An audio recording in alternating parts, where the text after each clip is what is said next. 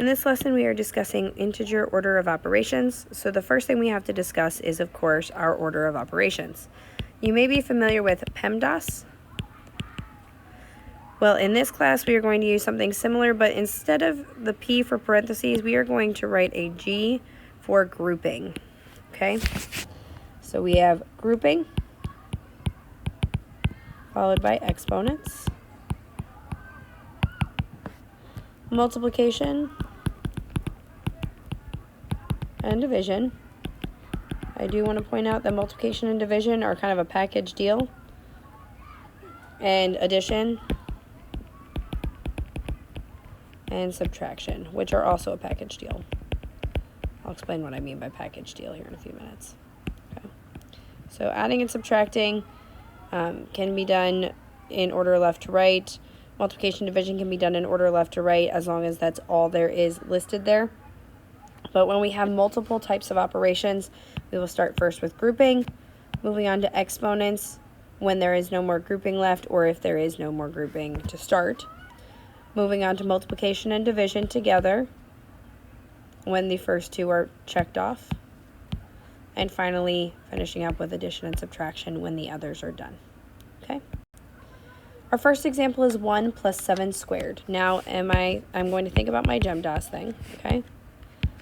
Now, looking at this, I don't have any kinds of grouping symbols. I don't have any absolute value symbols around more than one situation. I don't have any parentheses. I don't have any fraction bars that have more than one, that have an operation underneath, okay? Or on top. So I'm going to scoot past my grouping in this problem, and I'm going to work next on exponents. And I do actually have an exponent in this problem. So I'm going to just drop my 1 plus down. And 7 squared is the same thing as 7 times 7. Remember, an exponent with a power of 2 means that I'm going to multiply this base, the 7, times itself 2 times. And 7 times itself, or 7 times 7, is 49. I have no multiplication, no division. I do have addition, however, and I have 1 plus 49 is going to give me my final answer of 50. So I'm going to, each time I have a problem that has more than one operation, in this case I have an exponent and an addition sign, I'm going to simply move through my GEMDAS order of operations. I, again, have multiple operations here, so let's set up my GEMDAS on the side of the page here. Okay, and now I'm going to check for grouping symbols. I do have grouping symbols this time. I have these parentheses, okay? So I'm going to do I'm going to simplify inside the parentheses first. So inside the parentheses, I have addition and subtraction. Now, before I mentioned that addition and subtraction are a package deal, so to speak. That means that if all I have is addition and subtraction, I'm just going to go in order left to right. I do not need to do addition first and then subtraction. I'm just going to go left to right, okay? So I'm going to take 9 minus 18.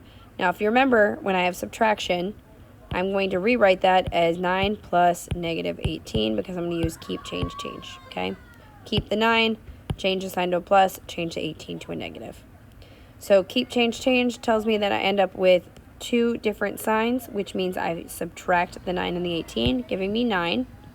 The 18 is larger, however, and it's negative, so I'm going to keep the negative, plus 1. I'm going to close that up, and I'm going to drop down my divided by 8. I am not finished yet. Moving on, I'm going to finish up inside my parentheses, inside those grouping symbols, okay? And I have negative 9 now, once I complete this, plus 1. I have opposite signs, so I'm going to subtract.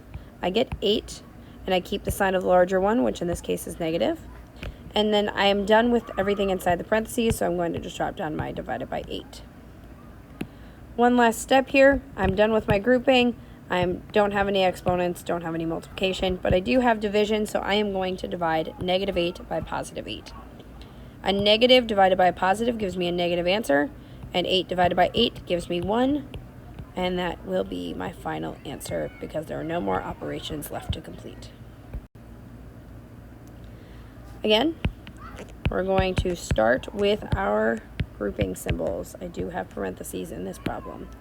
So inside my parentheses, I have 3 plus 3. So I have negative 9 times 3 plus 3, which of course is 6, divided by 6. Okay?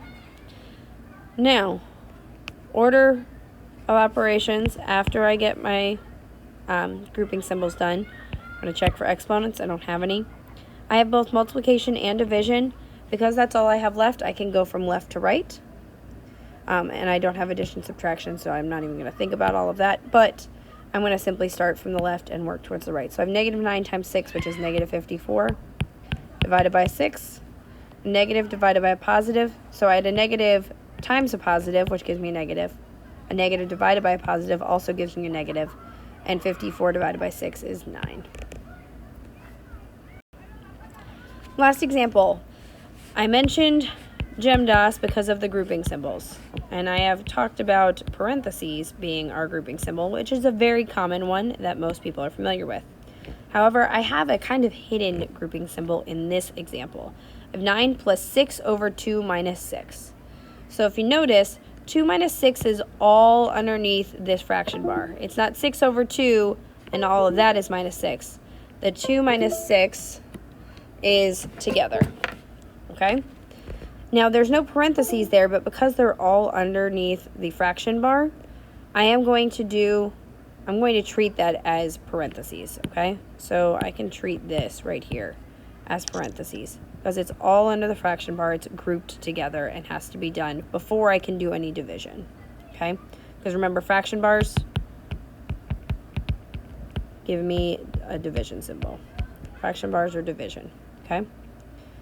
As a matter of fact, there was a social media video recently that was talking about how a division symbol is a fraction bar with a circle on top and circle on the bottom, almost like you're putting in a number in the top and a number in the bottom, and it's showing you that that's basically how you're setting it up. So if you can help yourself remember it that way, that might be beneficial. So I have 9 plus 6 over, and then I'm going to take 2 minus 6. Well, 2 minus 6, I can rewrite that as 2 plus negative 6.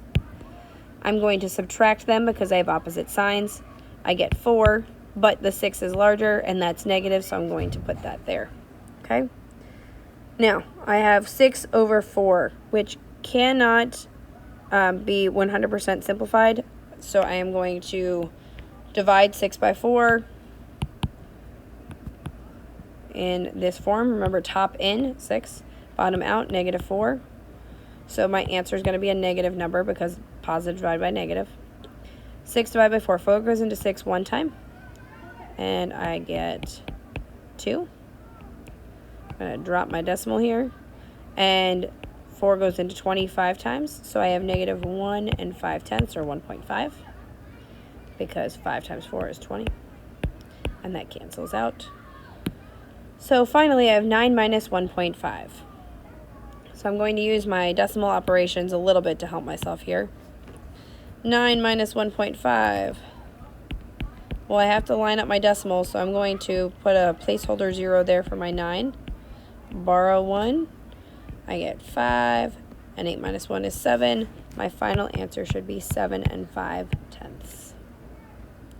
There's a lot going on there, so feel free to pause, rewind, make sure you have all the details, kind of put some of this information that I did for the work on the side, that's fine, and give it a shot yourself. Have fun.